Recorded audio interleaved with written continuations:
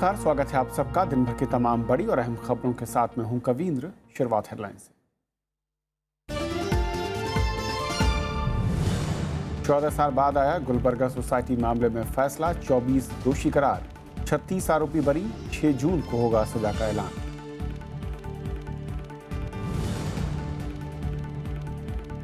छत्तीसगढ़ में अजीत जोगी की पार्टी छोड़ने की धमकी, कहा नई पार्टी के लिए जनता से करेंगे रायशुमारी। कांग्रेस ने कहा जोगी का जाना ही सही।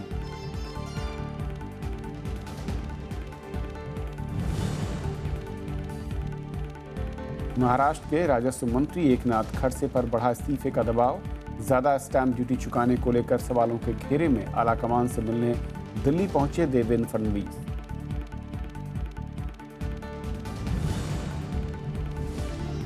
प्रधानमंत्री का पूर्वी राज्यों के विकास पर जोर, ओडिशा के बालासोर में कहा गलत नीतियों के चलते लोग अब भी गरीब, सबका साथ सबका विकास का वादा दोहराया।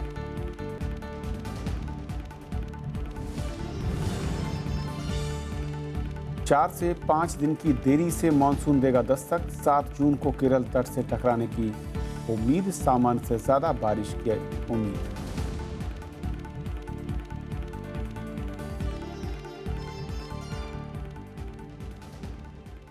और आइए देखते हैं पहली खबर।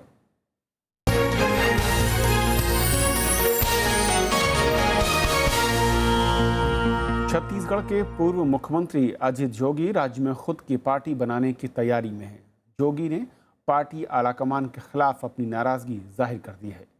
पूर्व प्रशासनिक अधिकारी अजीत जोगी 6 जून को राज्य के मरवाही में अपने समर्थकों से मुलाकात करेंगे और जिसके बाद वो आगे की रणनीति की घोषणा कर सकते हैं। कांग्रेस को छत्तीसगढ़ में बड़ा झटका लग सकता है, क्योंकि राज्य में पार्टी के कद्दावर नेता और पूर्व मुख्यमंत्री अजीत जोगी ने बगावती तेवर अख्तियार कर लिए हैं। कांग्रेस छोड़ने और अपनी खुद की पार्टी बनाने के बारे में अजीत जोगी 6 जून को फैसला लेंगे। असली कांग्रेस कहें या विचारधारा जो रमन सिंह को परास्त कर सकती है, वो अब यहाँ नहीं है। एक भी विधायक को हमने नहीं कहा है कि आप उस दिन आइए। हम चाहेंगे कि वो जहां है वहीं रहकर अपनी लोकप्रियता बढ़ाएं, अपनी स्थिति सुधारें।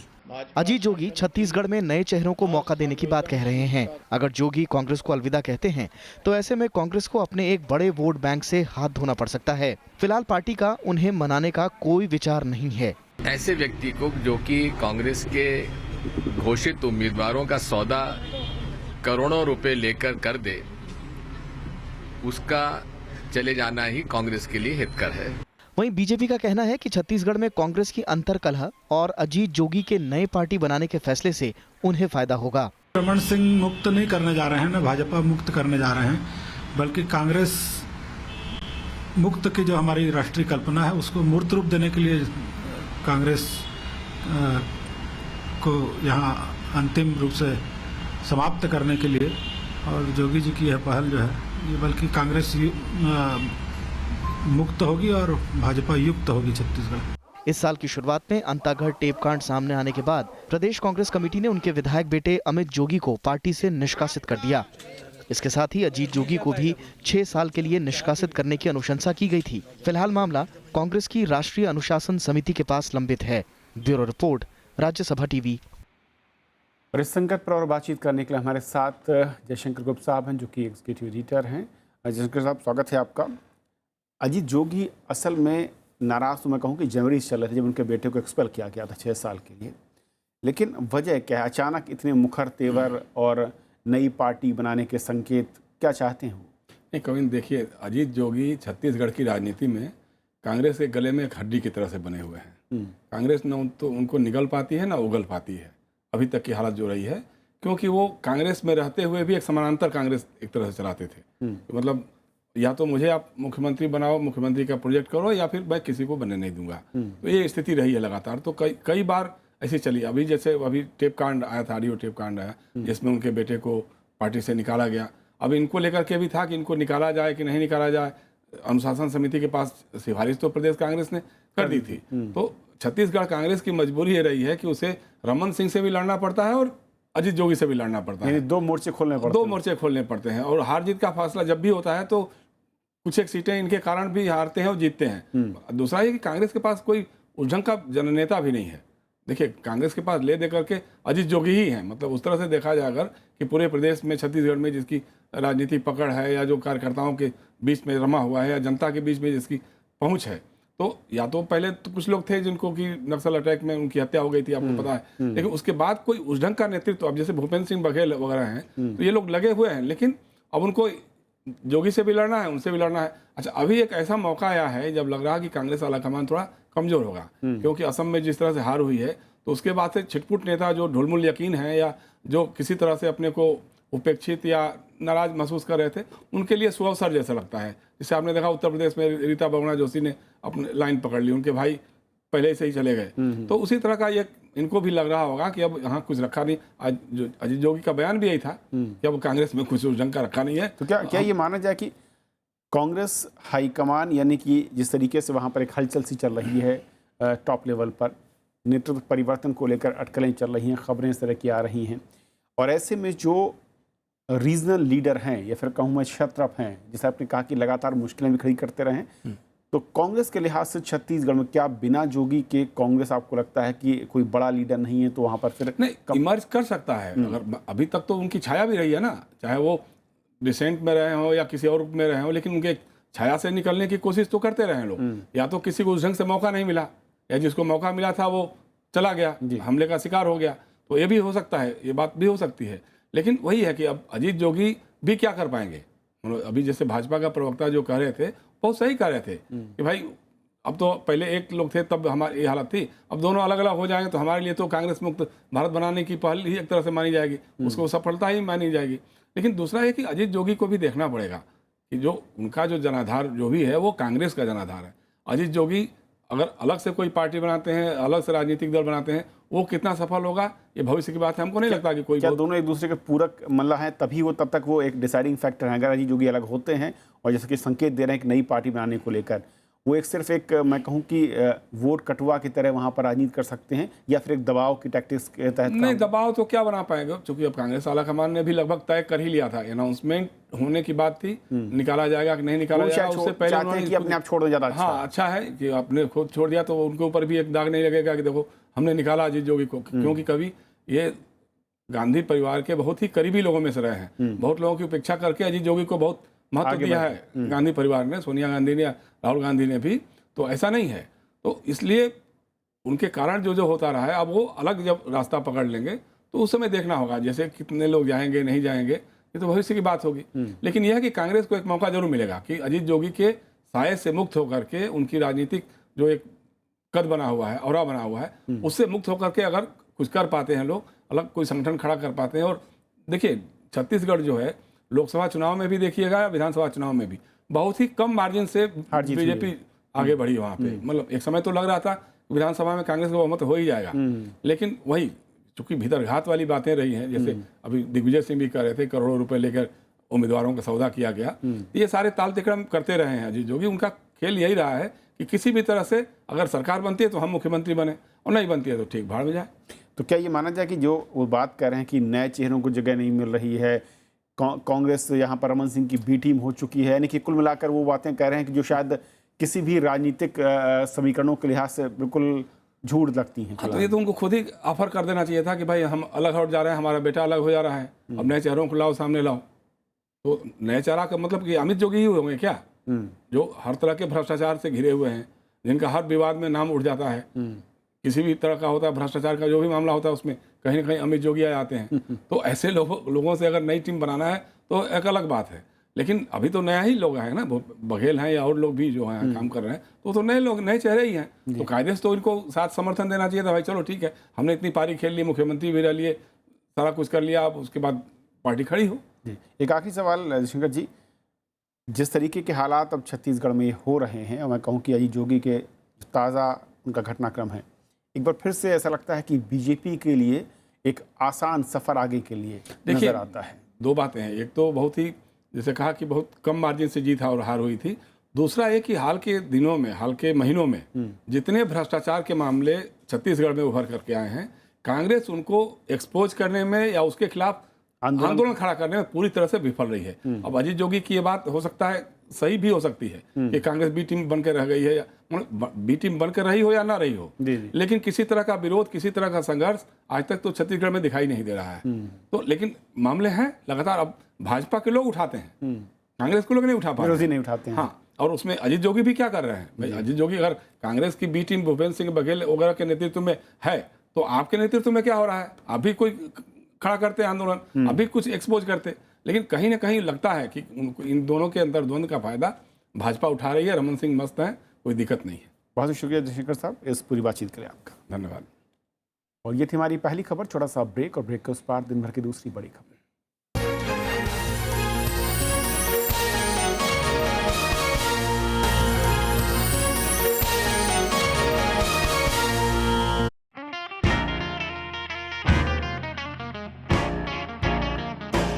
अंडमान हमारे ख्वाबों का एक शानदार जहां, खामोशियां सुनाती हैं एक दास्तां यहाँ।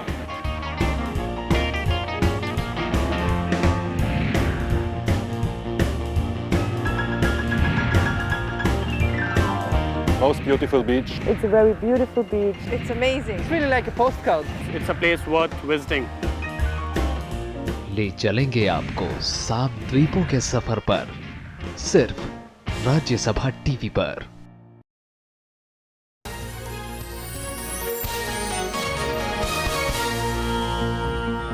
गुजरात में 2002 में गुलबर्ग सोसाइटी में दंगा मामले में आज अहमदाबाद की एक विशेष अदालत ने 24 लोगों को दोषी करार दिया है। बाकी 36 आरोपियों को बरी कर दिया गया। इस दंगे में कांग्रेस के पूर्व सांसद एहसान जाफरी समेत 69 लोगों की मौत हो गई थी। 14 साल की लंबी लड़ाई के बाद आखिरकार गुलबर्गा सोसाइटी हत्याकांड के शिकार लोगों के परिजनों को न्याय मिल गया। 2002 गुजरात दंगों के दौरान हुए गुलबर्गा सोसाइटी हत्याकांड के मामले में अहमदाबाद की विशेष अदालत ने गुरुवार को फैसला सुनाया। कोर्ट ने 24 आरोपियों को दोषी करार दिया है। साथ ही बीजेपी के पार्षद विपिन पटेल समेत 36 लोगों को बरी कर दिया है। अदालत ने दंगों के पीछे किसी साजिश की बात नहीं मानी। 24 लोगों को, इसमें से 13 लोग ऐसे हैं कि जिसको माइनर ऑफेंसेस में माना है, 11 को मेजर ऑफेंसेस में माना है, और 13 को जो माना है up to 436, that is destroying a house, इसमें माना है। कोर्ट ने 24 में से 11 आरोपियों को हत्या का दोषी पाया है। वहीं 13 दोषियों को दूसरे मामले में दोषी ठहराया गया है। इस मुकदमे में कुल 66 लोगों पर आरोप लगे थे, जिनमें से 6 की मौत सुनवाई के दौरान हो गई थी। अदालत इस मामले में 6 जून को सजा सुनाएगी। दंगे की पीड़िता जकिया जाफरी ने कोर्ट के फैसले के खिलाफ उच्च न्यायालय में अपील करने की बात कही है। दूसरे पीड़ितों ने भी दोषियों को कड़ी सजा देने की मांग की है। सजा तो उनको मिलना चाहिए था, क्योंकि उन लोगों ने क्या किया है क्या नहीं किया है वो मैं जानती हूँ। चालू रहेगी। अभी नहीं, अभी खत्म हो गई होती, लेकिन अभी सब ऐसा हुआ है तो चालू रहेगी। फिर मुझे वकीलों को सौंपना पड़ेगा मेरा काम। गुलबर्ग हत्याकांड में भी फांसी दे और आजीवन की सजा दे तो हम लोग को सेटिस्फेक्शन होगा। पीड़ितों की गुहार पर सुप्रीम कोर्ट ने केस की जांच एसआईटी को सौंप दी थी। मामले की सुनवाई 2009 में शुरू हुई थी। विशेष अदालत ने सितंबर 2015 में मामले की सुनवाई पूरी कर ली थी। इस मामले की लड़ाई लड़ रही सामाजिक कार्यकर्ता तीस्ता सीतलवाड़ ने भी कोर्ट के फैसले पर निराशा जताई है। मिक्स्ड रिएक्शन को देखकर जहां पे हमें लगता है कि एविडेंस को सही ढंग से जज साहब ने अप्रिशिएट नहीं किया है, हमारा कानूनी अधिकार लेकर हम जरूर इसको अपील करेंगे। 28 फरवरी 2002 को भड़की हिंसा के दौरान उत्तेजित भीड़ ने गुलबर्गा सोसाइटी पर हमला कर दिया था। इस हमले में 69 लोग मारे गए थे, जिनमें पूर्व कांग्रेस सांसद एहसान जाफरी भी शामिल थे। गुलबर्गा सोसाइटी मामला 2002 के गुजरात दंगों के उन 9 मामलों में से एक है, जिनकी जांच उच्चतम न्यायालय की ओर से बनी एसआईटी कर रही है। रविंद्र सिंह शौरान के साथ ब्यूरो रिपोर्ट, राज्यसभा टीवी। और गुलबर्गा सोसाइटी मामले में आए फैसले पर राजनीतिक दलों ने भी प्रतिक्रियाएं दी हैं और मामले की जांच को लेकर सवाल खड़े किए हैं।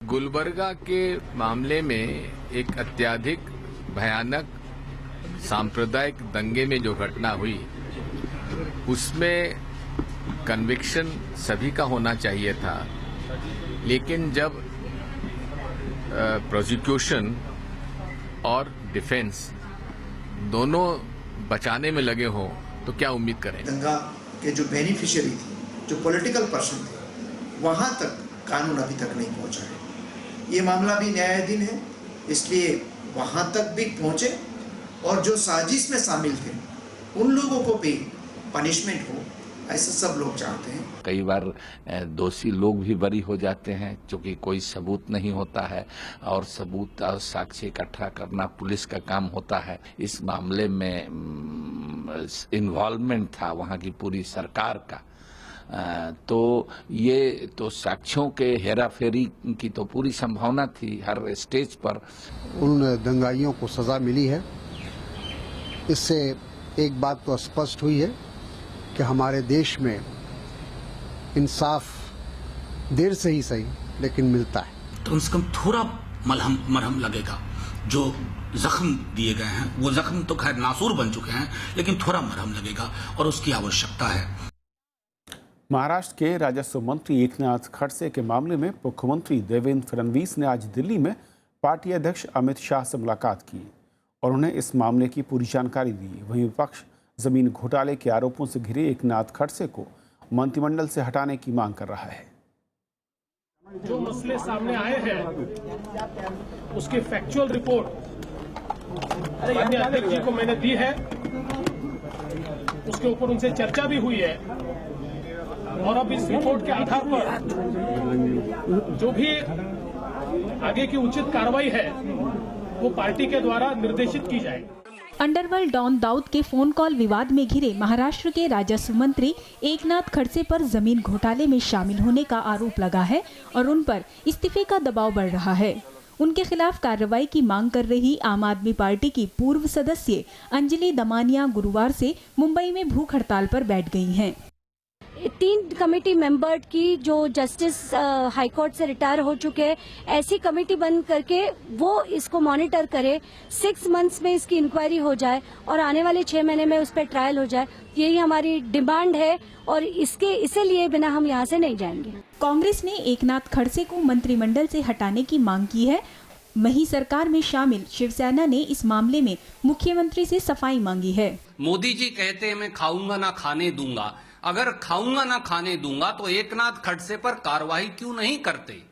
कार्रवाई करें ताकि और देश को जवाब दें। अगर आज हमारे ही सरकार में किसी व्यक्ति के ऊपर इस प्रकार के आरोप लगते हैं तो मुझे लगता है कि जवाब देने की जिम्मेदारी महाराष्ट्र के मुख्यमंत्री की है। हालांकि एकनाथ खड़से और बीजेपी नेता इस मामले में कुछ भी कहने से बच रहे हैं। एकनाथ खड़से पर आरोप है कि उन्होंने राजस्व मंत्री के पद का बेजा फायदा लेते हुए गलत स्टाम्प ड्यूटी देकर जमीन अपने परिवार के नाम से खरीदी है। इससे पहले उन पर अंडरवर्ल्ड डॉन दाऊद इब्राहिम से फोन पे बातचीत के आरोप लगे थे। Bureau report, Rajya Sabha TV. प्रधानमंत्री नरेंद्र मोदी ने कहा है कि उनकी सरकार गरीबों के विकास को लेकर पूरी तरह से समर्पित है। ओडिशा के बालासोर में आज एक जनसभा को संबोधित करते हुए उन्होंने कहा, ओडिशा प्राकृतिक संसाधनों से समृद्ध है, लेकिन सरकारों की गलत नीतियों के चलते लोग अब भी गरीब हैं। ओडिशा के बालासोर में रैली को संबोधित करते हुए प्रधानमंत्री नरेंद्र मोदी ने सबका साथ सबका विकास पर जोर दिया। नरेंद्र मोदी ने कहा कि सरकार की कोशिश योजनाओं में जन भागीदारी की रही है। उन्होंने कहा कि सरकार और जनता एक साथ मिलकर समाज की समस्याओं का समाधान करने के लिए आगे आए। हिंदुस्तान का कोई प्रदेश, कोई इलाका विकास में पीछे नहीं छूटना चाहिए। देश के हर भूभाग में संतुलित विकास होना चाहिए। हर किसी को विकास का अवसर मिलना चाहिए, हर किसी को विकास का लाभ मिलना चाहिए। प्रधानमंत्री ने कहा कि जिस तरह से देश के पश्चिमी छोर में विकास नजर आ रहा है, उसी तरह पूर्वी और उत्तरी प्रदेश में भी विकास होना चाहिए।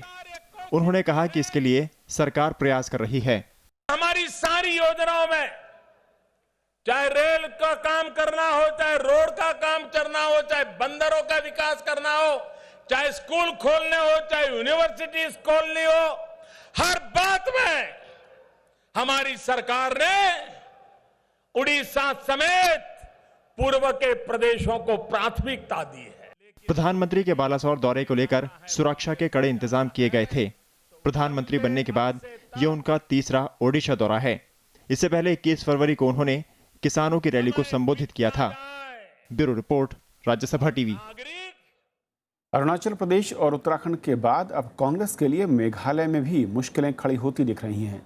मेघालय के मुख्यमंत्री मुकुल संगमा ने कांग्रेस अध्यक्ष सोनिया गांधी को ईमेल के जरिए चिट्ठी लिखी है, जिसमें उन्होंने प्रदेश कांग्रेस में सब कुछ ठीक न होने की बात कही है।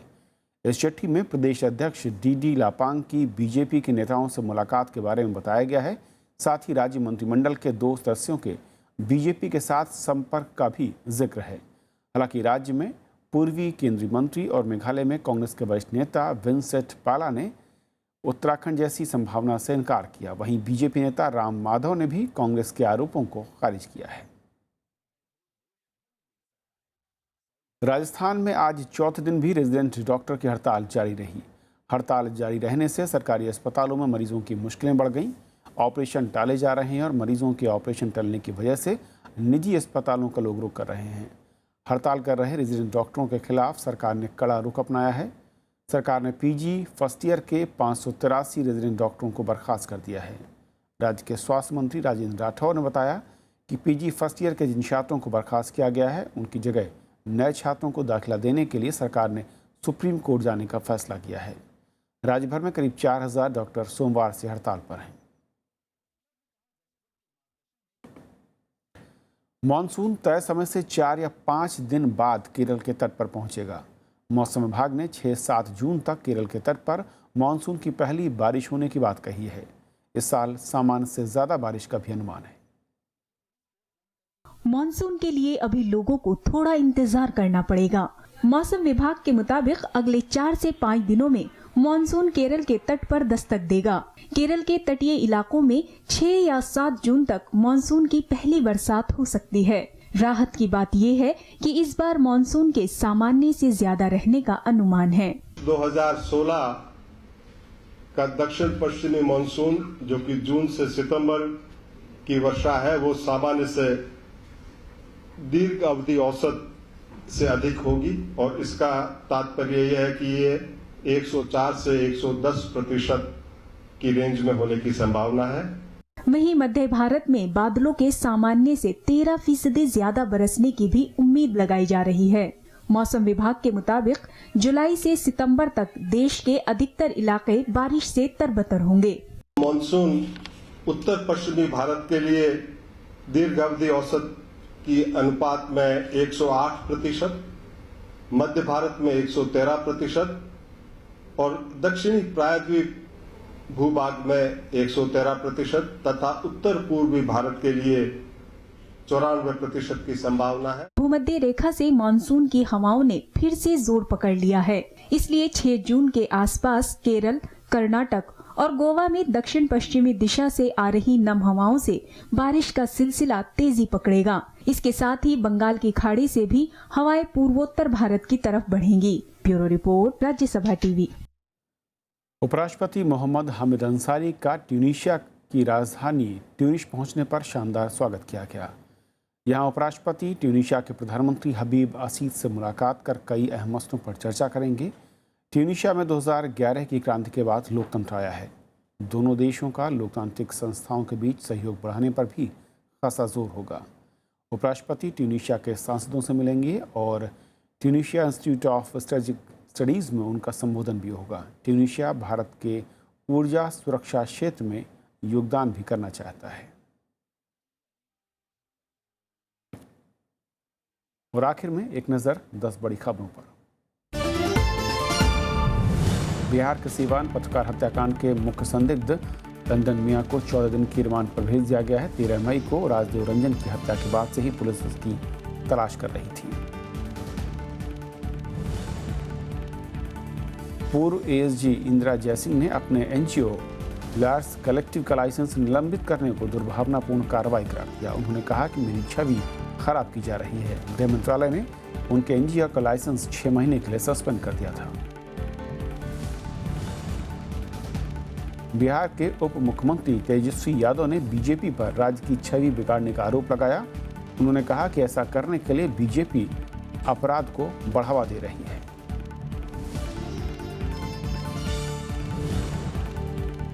तेलंगाना का दूसरा स्थापना दिवस राज्य में धूमधाम से मनाया गया। इस मौके पर मुख्यमंत्री चंद्रशेखर राव ने सिकंदराबाद में 290 फीट ऊंचा तिरंगा फहराया।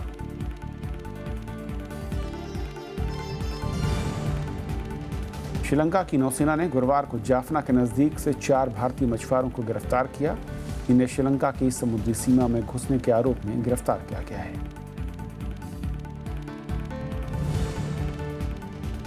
शेयर बाजार में गुरुवार को बढ़त रही। सेंसेक्स 129 अंक की बढ़त के साथ 26,845 पर बंद हुआ और निफ्टी 39 अंक की बढ़त के बाद 8,239 पर।